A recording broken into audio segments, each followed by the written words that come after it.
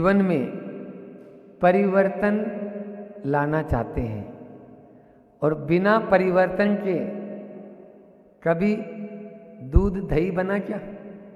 बोलो। और दही कभी घी बना क्या? तो जब बिना परिवर्तन के दूध दही नहीं बन सकता, दही घी नहीं बन सकता, तो फिर हमारी आत्मा परमात्मा कैसे बन सकती है? यदि आत्मा को परमात्मा बनाना चाहते हो तो एक तरह से दूध से घी तक की यात्रा है, बस सीधी सीधी बात है। इसके लिए आपको जमना पड़ेगा और तपना पड़ेगा। बिना जमे और बिना तपे 3 काल में आत्मा परमात्मा बन नहीं सकती। आप लोग एसी के अंदर लुढ़कते रहो और बोले हाँ आत्मा हमारी परमात्मा बन जाए। कल मैंने कंप्यूटर की बात की थी। अभी एक परिवर्तन के नाम से प्रवचन श्रृंखला चल रही है, जिसमें वर्तमान में जो परीक्षाएं होती है, चाहे वो MBBS हो और चाहे वह CA हो, इनकी व्याख्या अपने अनुसार हम रोज चिंतन के अनुसार अपने आपको दे रहे हैं। कल हमने BCA या MCA की जो परीक्षा कंप्यूटर के एग्जाम वाले देते हैं और क्या है हमारा दिमाग का कंप्यूटर, उसके बारे में बताया था। थोड़ा सा रिवीजन उसको कर देता हूँ कि कंप्यूटर बहुत शानदार दिमाग आपको मिला है। कंप्यूटर बनाने वाला भी ये दिमाग ही है, समझ में आया? तो कंप्यूटर से तेज हमारा दिमाग है। पहले तो इस बात को अपने गांठ बैठा लो। और उस दिमाग जो कंप्यूटर से तेज है, लेकिन उसका कीबोर्ड कहाँ है? कीबोर्ड कहाँ है? अगर कंप्यूटर का कीबोर्ड आपके पास है तो आप अपने दिमाग का बहुत अच्छे से इस्तेमाल करके उत्थान की ओर जा सकते हो। और यदि इस कीबोर्ड को आपने इधर उधर छोड़ दिया है तो वो चल गया। हमारे साथ में प्रॉब्लम यही है कि हम भगवान महावीर को तो मानते हैं, कीबोर्ड क्या बोल रहा है? की उसको बार बार की ऐसे बोलो, की है ना? की यानी क्या होता है? KEY की यानी ताला खोलना है, ताला खोलना है। ताला तो सब खोलना चाहते हैं, लेकिन की कहाँ है? चाबी का पता ही नहीं है। वही कीबोर्ड है, समझ में आ रहा है? तो इसलिए कौन सी की है? वह की है भगवान महावीर की।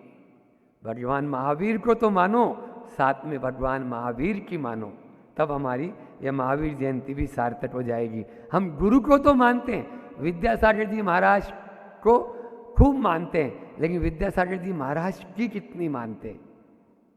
की यही की है।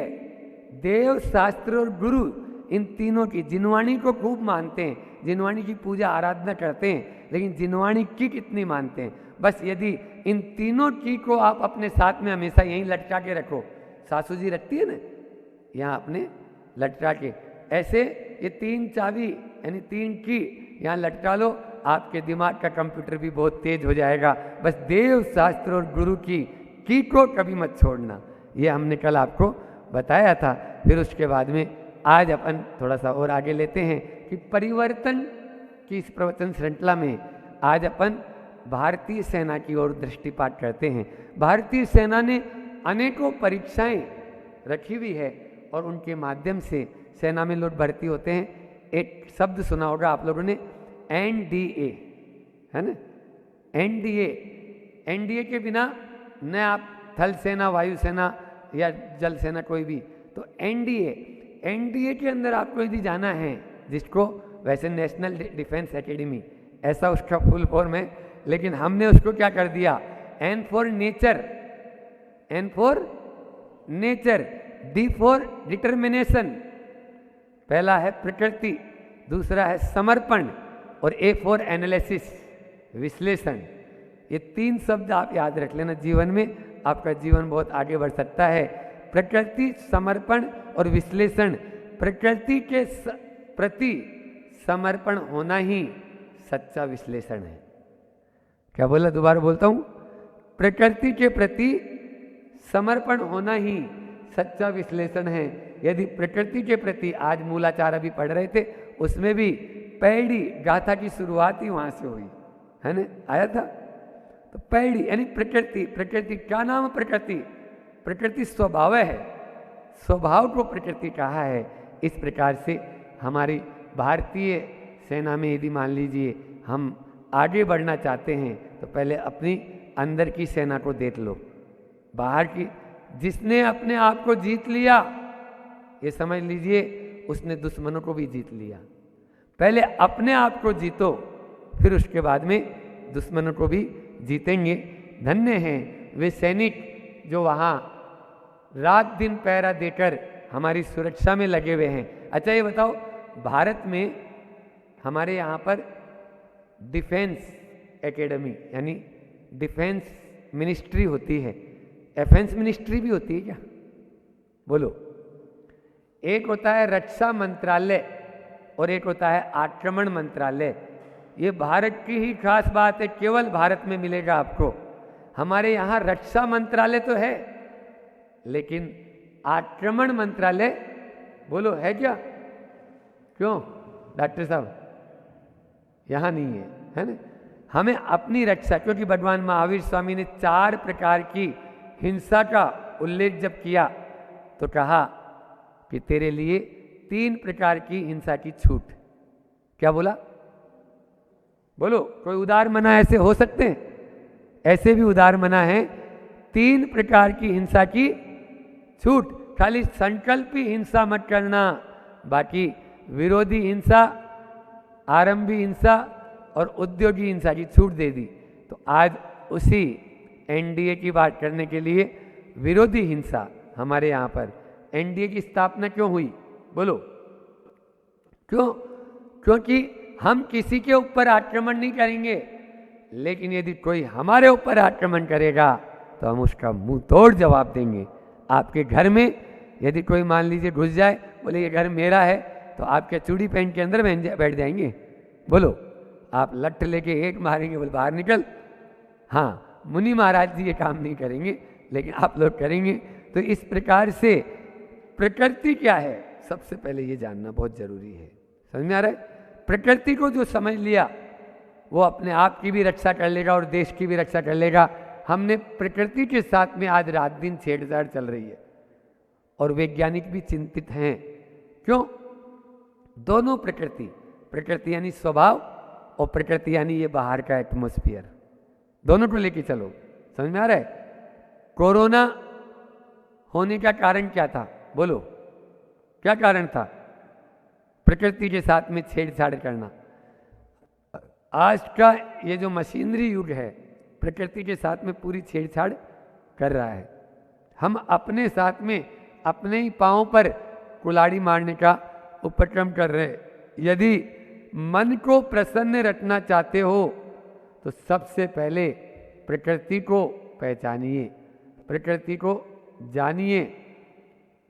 ये बताओ, पूछ रहा हूं ओजर वालों से ही पूछ लेते हैं कि सूरज पूरब से उठता था आज के 50 साल पहले भी, और अभी भी पूरब से ही उठता है या पश्चिम से? बोलो ना। नहीं, पश्चिम से उठना शुरू हो गया हो। अच्छा, डूबता किधर है सूरज? पश्चिम में डूबता है या पूरब में? पहले भी वहीं डूबता था। अच्छा, नदियां जो है हमेशा पहाड़ से निकल के ढलान की ओर जाती है, आज भी ढलान की ओर जा रही है, पहले भी जाती थी। प्रकृति की कोई भी चीज ने अपने किसी टाइम टेबल में कोई परिवर्तन नहीं किया, फिर आपने अपने टाइम टेबल में परिवर्तन क्यों कर दिया? आप पहले सुबह 5 बजे उठते थे, अब 8 बजे तक नहीं उठते हैं। बोलो। और कई 8 तो बहुत जल्दी बोल रहा हूं, ये तो मेरी उदारता समझना। हाँ, बहुत उदारता है हमें। 8 तो बहुत जल्दी बोल रहा हूं। कुछ घरों में, यहाँ भी कौन सा गाँव, डिंडोरी में डिंडोरा पीट देंगे हम भी। डिंडोरी में भी ऐसे कई युवा और युवतियां होगी जो 10 बजे पहले उठती नहीं है। गलत तो नहीं बोल रहा हूं?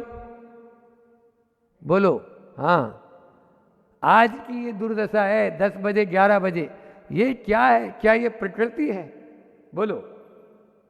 4 शब्द हैं, एक है प्रकृति, एक है विकृति, एक है दुष्कृति और एक है संस्कृति। अभी कुछ दिन पहले ही बताया था मैंने।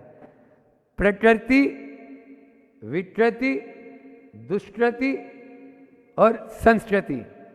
प्रकृति, भूख लगने पर खाना, ये क्या है बोलो? प्रकृति।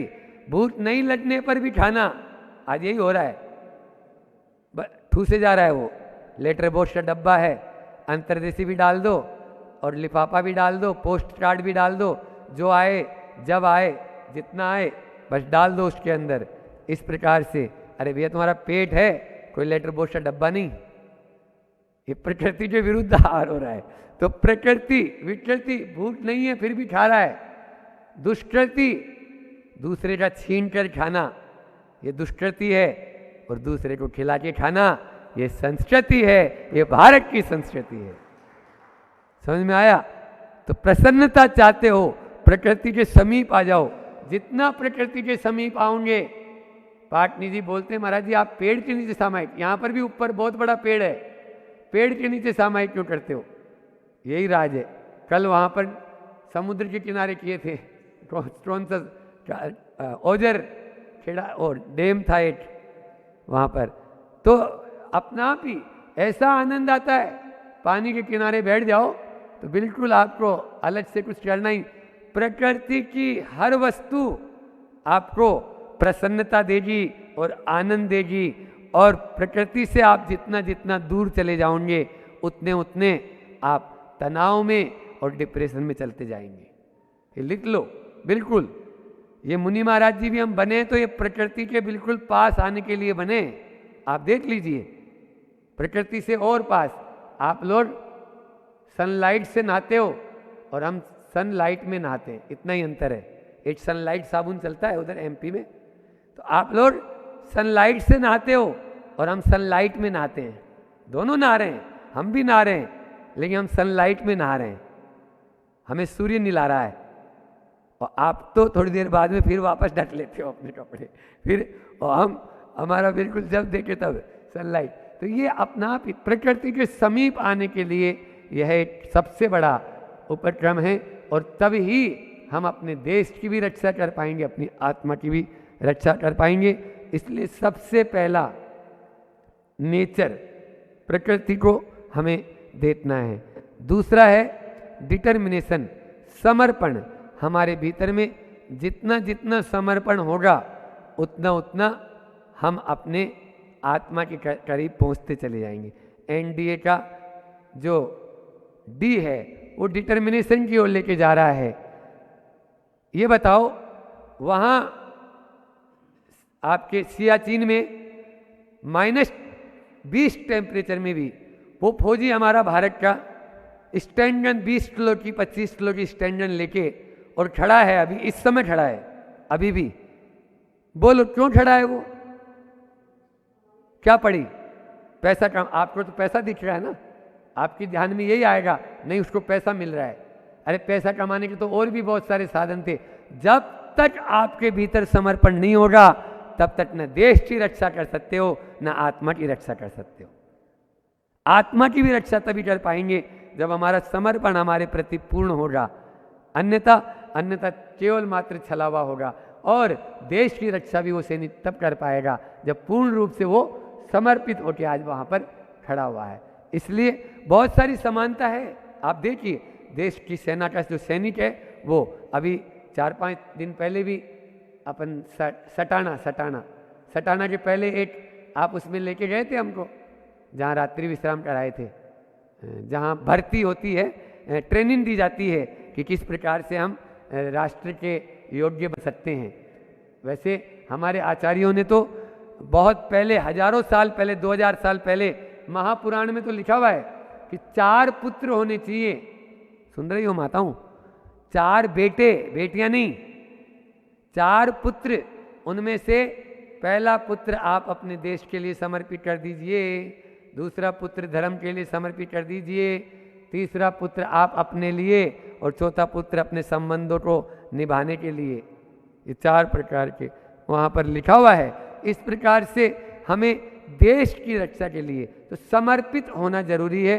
तो मैं समानता बता रहा था कि क्या क्या समानताएं होती है। वो भी भूख प्यास सह रहा है। आप देखिए, न खाने का पता है, न पीने का ठिकाना है, 1 लीटर 2 लीटर पानी अपने पीछे टाट लिया और अब जंगल में चले जा रहे हैं।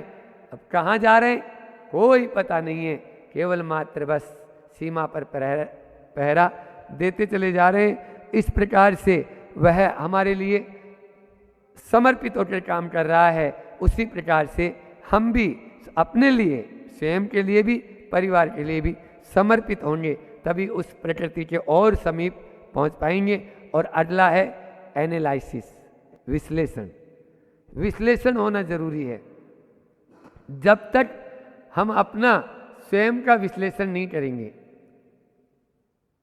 प्रतिदिन रात्रि में सोने के पहले थोड़ा सा ये देख लें कि आज मैंने कितने अच्छे काम किए और कितने बुरे काम किए। ये इसी को अपने यहाँ पर प्रतिक्रमण, सच्चे अर्थों में तो वही प्रतिक्रमण है।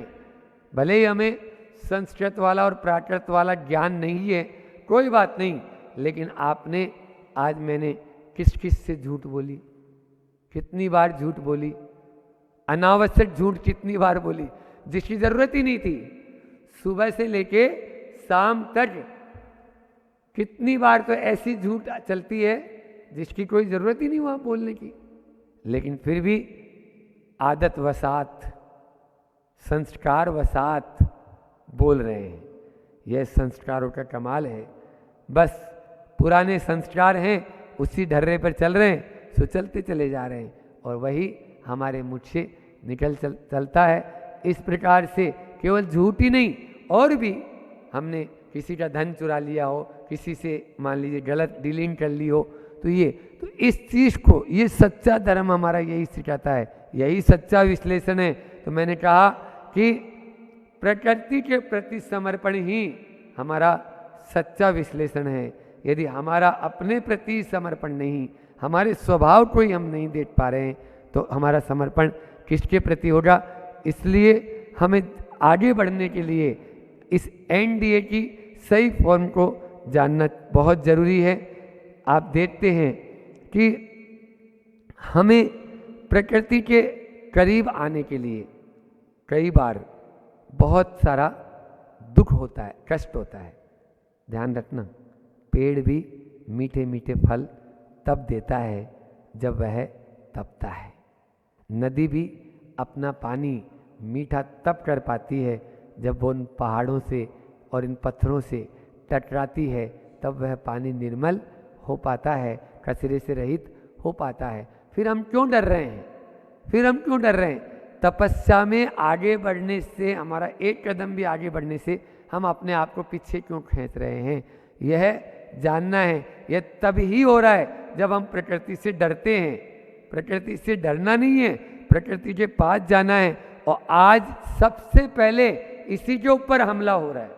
आप देखिए, किसी के पास में चले जाओ, आप चाहे शिक्षा के क्षेत्र में जाओ, चाहे चिकित्सा के क्षेत्र में जाओ, यहाँ बैठे हुए महान भावों से ही मैं पूछना चाहता हूँ, ये बताओ, किसी भी आप बीमार हुए और बीमार होने के बाद में किसी चिकित्सक के पास में गए, डॉक्टर के पास, डॉक्टर साहब बैठे हैं, बुरा नहीं मानना, डॉक्टर के पास में गए तो कभी आप उसने ये कहा कि भैया तुम्हारा पेट खराब हो गया थोड़ा, तुम्हें उससे बुखार आया है, तो तुम एक दिन उपवास कर ले, एक दिन उपवास कर ले। बोलो, कहा? कोई भी एलोपैथी का डॉक्टर, वो तो ये और बोलता है कि भैया पहले कुछ खा ले, चाहे ब्रेड खा ले, चाहे कुछ भी खा ले, कोई भी चीज़ खा ले तू तो, और फिर मेरी एक गोली खा ले, ये गोली खा ले। बोलो, अब क्या हुआ? अरे उस जानवर को देखो ना जो बीमार हुआ था, उसके सामने आपने 56 भोग भी रख दिए, मुंह उठा तक नहीं देखा। क्या आप उससे भी डरे बीते हो? पूछना चाहता हूं यहां बैठे हुए लोगों से। वो जैसे ही थोड़ा सा भी उसके सर्दी जुकाम बुखार आया और उसको हरारत सी महसूस हो रही है, क्या उसने अपनी प्रकृति का उल्लंघन किया? नहीं किया। फिर आप कैसे उल्लंघन कर रहे हो? क्योंकि आपको यही सिखाया जा रहा है ना, आपको यही पढ़ाया जा रहा है ना, आपको प्रकृति के विरुद्ध ले जाया जा रहा है और आप उसी में ही अपने आप को आनंदित मान रहे हो। क्यों? क्योंकि उसमें आपको कुछ नहीं करना पड़ता है। तू तो सब कुछ खा और मेरी दवाई खा। कब तक? जब तक मरे नहीं। कोई ब्लड प्रेशर वाला है या कोई हार्ट अटैक वाला है, उसको पूछे ये दवाई कब तक खाना है, बोले जिस दिन मरेगा उस दिन मेरी दवाई खा के जाएगा, तुम चिंता मत कर, इसलिए ये मत पूछ कि कब तक खाना है। जबकि प्रकृति के समीप ऐसा कुछ काम ही नहीं है। वहाँ तो लंडनम परम औषधम, बोलो लंदन को परम औषधि कह दिया गया, लेकिन उस प्रकृति से हमें दूर ले जाया गया। यही हमारे साथ में खिलवाड़ है। आचार्य श्री जी कहते हैं, हमारे गुरु जी कहते हैं, प्रकृति के पास में आओ, प्रकृति से दूर मत जाओ। प्रकृति के पास में आओ, प्रकृति से दूर मत जाओ। प्रकृति से दूर जाओगे अपनी आत्मा से दूर चले जाओगे, प्रकृति के पास आ जाओगे अपनी आत्मा के पास आ जाओगे, आत्मा के पास आ जाओगे। तो आत्मा के पास में बैठना है। एक बार ऐसा हुआ, एक उदाहरण देता हूँ। विनोबा भावे, विनोबा भावे ने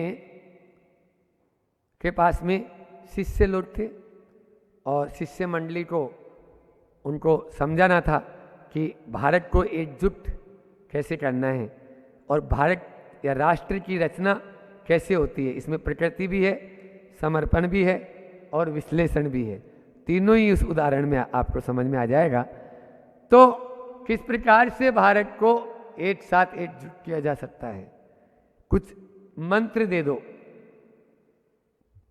उनके शिष्य मंडली ने पूछा, कोई ऐसा मंत्र दे दो जिससे भारत एकजुट हो जाए। कुछ नहीं, बस उन्होंने कुछ पासे पड़े हुए थे। आप लोगों ने पजल का गेम देखा होगा पहले, एक जिसके कुछ उस पर लिखे हुए रहते हैं और उनको मिलाना होता है एक दूसरे के साथ में, तो एक आकृति बन जाती है। इसी प्रकार से उन्होंने भारत का नक्शा बनाने के कहा कि ये भारत का नक्शा है और ये भारत का नक्शा, और वो पासे वहाँ रख दिए, इन पासों से भारत का नक्शा बनाओ। अब भारत का नक्शा पेंसिल से बनाने में आदमी के पसीना आ जाता है। कहीं बनाया नहीं बनाया? जब बचपन में पहले भारत का नक्शा बनाने छोड़ दिया जाता था तो जब पसीना आ जाता है तो कहाँ से वो पासों से कैसे बनेगा। लेकिन एक व्यक्ति की दृष्टि गई, इन पासों के पीछे भी कुछ है। हाँ, इन पासों के पीछे भी है, लाइन नहीं है लेकिन उंगलियां हैं, सिर है, हाथ है। अच्छा, एक काम करते हैं, ये जरूर कोई आदमी की आकृति है। उन्होंने क्या किया, जहाँ आँख होती है वहाँ आँख रख दी, जहाँ पे माथा होता है माथा रख दिया, जहाँ पे हाथ होते हैं हाथ रख दिए, जहाँ पे पाँव होते हैं पाँव रख दिए। इस प्रकार से वो जोड़ते हुए चले गए और देखा तो पूरा एक आदमी का नक्शा बन गया। और जैसे ही आदमी का नक्शा बना, उसको पलट के विनोबा भावे जी के सामने दिया, ये है भारत का नक्शा। तब विनोबा भावे ने जो जवाब दिया वो लाजवाब था कि देश को, यदि देश का निर्माण करना चाहते हो तो पहले अपने भीतर का आत्मा का निर्माण कर लो। एक व्यक्ति का निर्माण कर लोगे तो देश का भी निर्माण हो जाएगा। सच में एनडीए तो सब लोग करते हैं, लेकिन कौन सा एनडीए कर रहे हैं, ये वाला एनडीए या वो वाला एनडीए, ये आपके ऊपर निर्भर है। आप किस एनडीए को पसंद करते हो। जो चीज़ चाहो तो 4 लाइनें बोलकर आगे अपनी वाणी को विराम देंगे। हम कौन थे, क्या हो गए। भगवान महावीर स्वामी की जयंती आ रही है, कल नहीं परसों। कल भी कुछ लोग मना रहे हैं, परसों ही मना रहे हैं और 4 तारीख को भी मना रहे हैं। हम कौन थे और क्या हो गए, क्या होंगे अभी। हम कौन थे, क्या होंगे, क्या होंगे, क्या हो गए, क्या होंगे अभी। आओ सुलझाएं बैठकर अपनी समस्याएं सभी। आओ सुलझाएं बैठकर अपनी समस्याएं सभी। समस्याओं को सुलझाना चाहते हो तो इन शब्दों के माध्यम से, शब्द छोटे छोटे हैं लेकिन इसके माध्यम से अपनी समस्याओं को सुलझा सकते हैं। क्योंकि शानदार भूतता भविष्य भी महान है। शानदार भूतता भविष्य भी महान है। याद उसे रखो जो अभी वर्तमान है, जो अभी वर्तमान है। बस वर्तमान को हम अपने जीवन में यदि धारण कर लेंगे तो आपका भूत और भविष्य भी सुधर जाएगा। यही हमारा सही रूप में इस प्रवचन सुनने को सार्थकता होगी। इतना ही रखते हैं, समय भी आप लोगों का पूर्ण हो गया है। बोलिए अहिंसा परमो धर्म की। जी आप तो हिंदी में आपको बता देता हूँ इसका क्या कहना चाहते हैं। बहुत अच्छी बात बोली है उस इंग्लिश के उस नीतिकार ने, उसको नीतिकार कह सकते हैं जो नीतियों को लिखते हैं। बहुत अच्छी बात। चारित्र भले ही बड़े बड़े मौके पर प्रकट होता हो, परंतु उसका निर्माण छोटे छोटे प्रसंगों से ही प्रारंभ होता है। मैं आज मुनि बन गया, बहुत बड़ा चारित्र धारण कर लिया, लेकिन ये मुनि तब बना जब छोटे छोटे नियम लिए तब मुनि बना हूँ, एकदम मुनि नहीं बन पाया। यहाँ यही कह रहे हैं कि चारित्र भले ही बड़े मौके पर प्रकट होता है, परंतु उसका निर्माण छोटे छोटे प्रसंगों से प्रारंभ होता है। जब तक आप अपने जीवन में छोटे छोटे नियम आचरण में नहीं उतारेंगे, तब तक आप बड़ा कार्य नहीं कर पाएंगे। छोटे छोटे नियम लेते चलें आप कि हाँ, क्या हम छोटा नियम लेते हैं कि रात्रि में हम इतनी बजे के बाद त्याग कर लेते हैं। जितना कर सकते हो करें, छोटे छोटे नियम नहीं लेंगे, आचरण में उसको नहीं उतारेंगे, तब तक हम बड़ा नियम नहीं ले पाएंगे। और कब लेंगे? अब हम हमारी उम्र क्या है, कितने वर्ष बचे हैं आपकी? यहाँ जितने लोग हैं सब लोग लगभग 50-40 अबाउ बैठे हों, 50 से ऊपर वाले अधिकतर लोग बैठे हैं। अब आपकी उम्र कितनी बची है? अब नहीं अपने आचरण में उतारोगे तो फिर आप कब उतारोगे? कब विचार करोगे? कब नियम लोगे? नहीं, अब छोटे छोटे लेते चलो कि ठीक है कोई बात नहीं, हम यहाँ महाराज जी के पास आए, इतने दिन के हमारा मोबाइल का त्याग, इतनी देर के लिए हमारा दूसरे बहुत सारे भोज्य पदार्थ हैं, उन भोज्य पदार्थों में सब तो खा नहीं रहे हो आप। सब खा रहे हो क्या? दुनिया की सब चीज़ें खा रहे हो क्या? तो धीरे उसका अपन लिमिटेशन कर सकते हैं, बाउंडेशन कर सकते हैं, एक लक्ष्मण रेखा बना सकते हैं कि इतनी चीज़ों का हम नियम लेते हैं, इतनी चीज़ हम खाएंगे, इतनी चीज़ नहीं खाएंगे, इतने उसमें हम समय अवधि कर लेते, इतने दिन खाएंगे, इतने दिन नहीं खाएंगे। क्योंकि आप छोटे छोटे से नियम लोगे तो ये मान के चलना एक दिन वो छोटा छोटा नियम भी बहुत बड़ा नियम बन जाएगा और आप बहुत बड़े त्याग के लिए आकर्षित हो जाओगे। पर छोटे नियम के लिए आपको तैयार होना पड़ेगा। ये मत समझो कि मैं नहीं कर सकता। दो चीज़ व्यक्ति के पास बहुत गलत अंदर फिट कर रखी है अपने दिमाग में उसने। एक तो मैं नहीं कर सकता और मेरे पास समय नहीं है, दो चीज़ उसने कर रखी है। और वो मतलब सांसारिक चीज़ों के लिए नहीं कर रखी है उसने, वो काय के लिए कर रखी है? वो सिर्फ धर्म के प्रति कर रखी है। धर्म के प्रति उसके पास समय नहीं है, धर्म के प्रति उसके पास क्या नहीं है? समय नहीं है। और धर्म के प्रति उसके धारणा बन गई मैं नहीं कर सकता। पर कभी आपके सांसारिक कार्यों में आपने सोचा है क्या कि मैं ये नहीं कर सकता और मेरे पास समय नहीं है? आपको घूमने जाना है, उसका समय है। आपको मूवीज़ देखने जाना है, उसका समय है। आपको और भी कार्य करना है, उसका समय है। लेकिन धर्म के प्रति आपकी जब भी बात आती है तो आप क्या बोलते हो?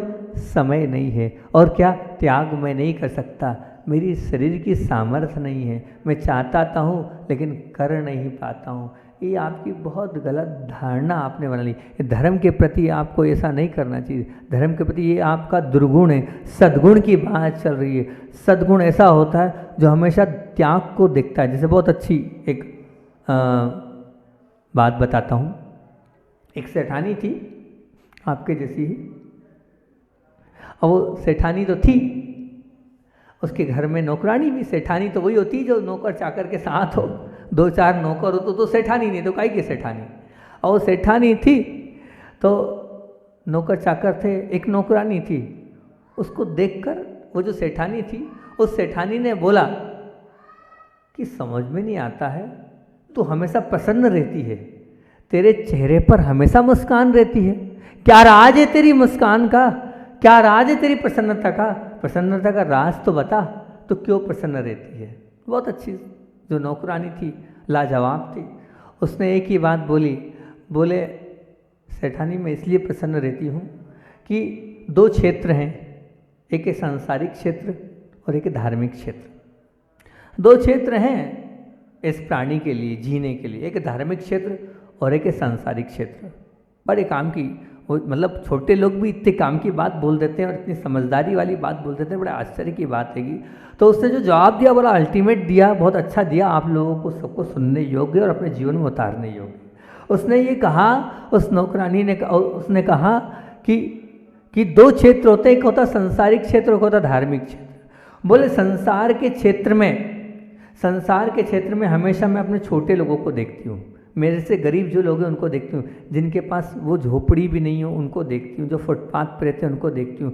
मैं संसारिक क्षेत्र में देखती हूँ कि मेरे पास तो आँख भी है, उनके पास तो आँख भी नहीं, मेरे पास तो हाथ भी है, उसके बाद तो हाथ भी नहीं है, मेरे पास तो पैर है, उनके पास तो पैर भी नहीं है। मैं उन लोगों को देखती हूँ जो मेरे सांसारिक क्षेत्र में, उन लोगों को देखती हूँ जो मुझसे कैसे हैं, कम हैं, तो मैं प्रसन्न रहती हूँ। मेरे पास तो बहुत कुछ है, मेरे पास तो इतना है कि वो मैं खुश हूँ उनको देखकर। मैं कभी भी आपको नहीं देखती हूँ, सांसारिक क्षेत्र में आपको नहीं देखती हूँ, मैं तो नीचे वालों को देखती हूँ, और नीचे वालों को देखकर इसलिए हमेशा प्रसन्न हूँ, मैं हमेशा खुश रहती हूँ मैं। इसलिए मेरी खुशी का राज यही है। आप क्या देखते हो? आप हमेशा बाजू वालों को देखते हो, वो कौन सी साड़ी पहन के आई है, वो कौन से गहने पहन के आई है, उसके घर में कौन सी गाड़ी, उसके घर के बाहर कौन सी गाड़ी खड़ी हैगी।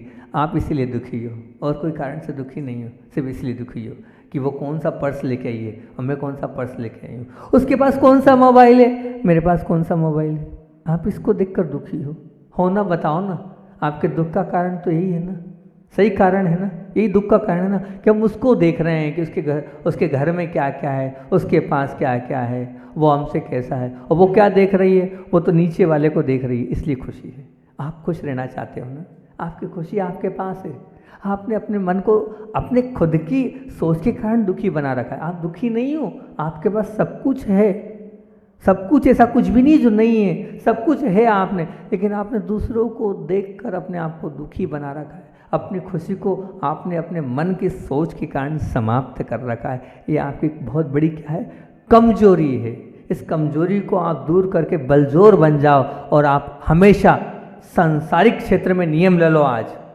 आज अगर मेरी वाणी सुन रहे हो ना, यहाँ से कुछ लेके जा रहे हो, इतना ही लेके जाओ कि अब कभी भी मैं संसार के क्षेत्र में अपने से नीचे वालों को देखूंगी कि भैया उसके, मेरे चश्मा है कोई दिक्कत नहीं, उसके तो आंख भी नहीं है, ये देखूंगी। मेरे पास टू व्हीलर है, देखो उसके पास तो साइकिल भी नहीं है, वो देखूंगी। देखोगे तो खुश रहोगे। खुश रहना चाहते हो तो, हर व्यक्ति खुश रहना चाहता है ना, यहाँ बेटे सभी लोग खुश रहना चाहते हो। बस ये कंपेयर करो, तुलना करो, संसार के क्षेत्र में अपने नीचे वालों से कंपेयर करना, ऊपर वालों से कंपेयर मत करना। ऊपर वालों से कंपेयर करो दुखी, और धर्म के क्षेत्र में हमेशा अपने ऊपर वालों से कंपेयर करना। देखो तो वो 10 उपवास कर रहा है, देखो तो उसका रात्रि भोजन का भी त्याग, जल का भी त्याग है, देखो तो वो प्रतिमाओं का पालन कर रहा है। मैं क्या कर रहा हूँ? मैं कुछ नहीं कर रहा हूँ, मेरे पास त्याग भी नहीं है। वो दान देखो हजारों लाखों का कर रहा है, मैं कुछ नहीं कर पा रहा हूँ। देखो ये देखना है हमें, धर्म के क्षेत्र में हमेशा अपने से बड़ों को देखना और उनसे सीखना। नकल करो, हमारे आचार्य श्री जी बार बार बोलते हैं नकल करो, माहिर भगवान की नकल करो। हम महावीर भगवान के अनुयायी हैं तो उनकी नकल करें, हम कोई दिक्कत नहीं है, नकल करने की मनाही नहीं है। तो दो चीज़ ध्यान रखना, एक होता है संसार जगत और एक होता है धर्म जगत। धर्म जगत में अपने से उत्कृष्ट की आपको तुलना करना है। ये तुलना नहीं करना, देखा मैं उपवास कर लेता हूँ, देखा मैं रात्रि भोजन नहीं करता हूँ, मैंने इतना ये कर लिया, मैंने वो कर लिया, उसको मत देखना। आप तो कहना मैंने कुछ नहीं किया, मेरे से ज़्यादा तो महीना चलता है ना, एक माह क्या बोलते हैं आप, मांस खमण। देखो उनने मांस खमण किया है, उनको देखो। आप उनको देखोगे तो आपका वैराग्य बढ़ेगा, आपके अंदर परिणामों में निर्मलता आएगी। ये मत देखना मैंने क्या किया है। तो त्याग के मामले में हमेशा हमें किसको देखना है? उनको देखना है। त्याग के मामले में हमें किससे देखना है? उनको देखना है जो हमसे उत्कृष्ट हैं, उनको देखना है। और धर्म के और संसार के मामले में हमें किसको देखना है?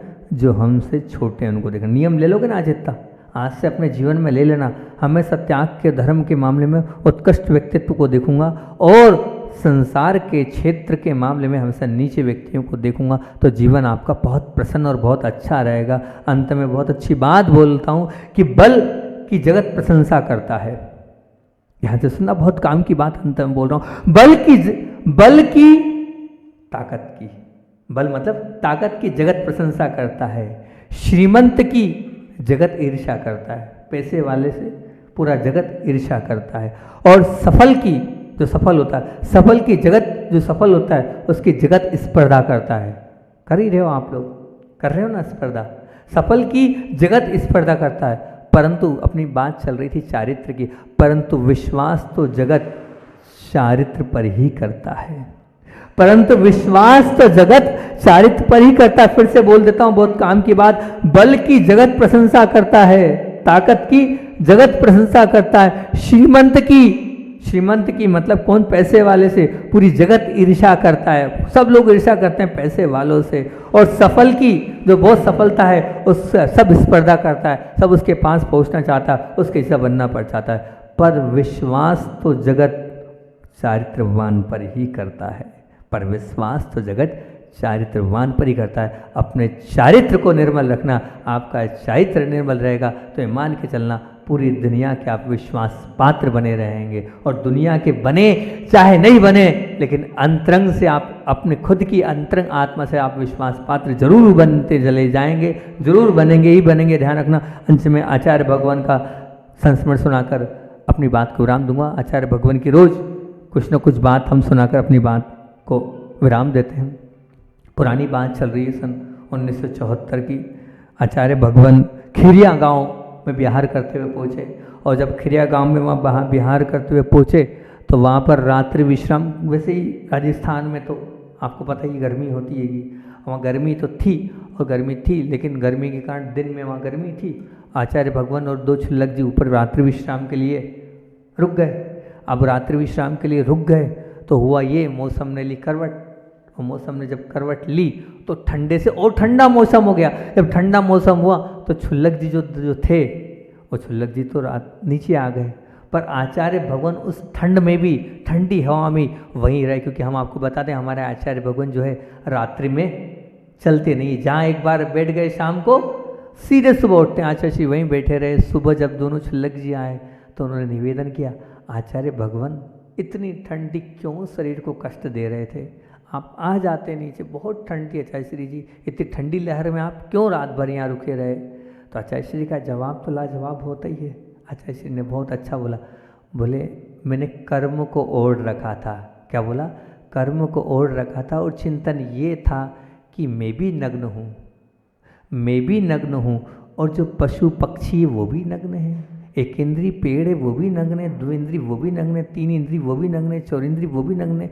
जब वो बंदर बैल बकरी वो भी नग्न मेरे से दिगंबर हैं, वो कैसे सहन कर रहे हैं? जब वो सहन कर रहे हैं तो मुझे भी सहन करना है और कर्मों की निजरा करना है। बस ऐसा विचार करते करते पूरी सामयिक करता चला गया, और रात कब निकल गई पता नहीं चला, पता नहीं चला। अभी हाल हमने आपसे कहा था अपने से उन लोगों को देखना तो अपने आप आपका पता नहीं चलेगा। ऐसी आचार्य जी ने उन सब जीवों को देखा तो उनका वो जो कष्ट है वो पता ही नहीं चला, और रात निकलती चली। बोलिए आचार्य भगवान विद्यासागर जी महामुनि राज की।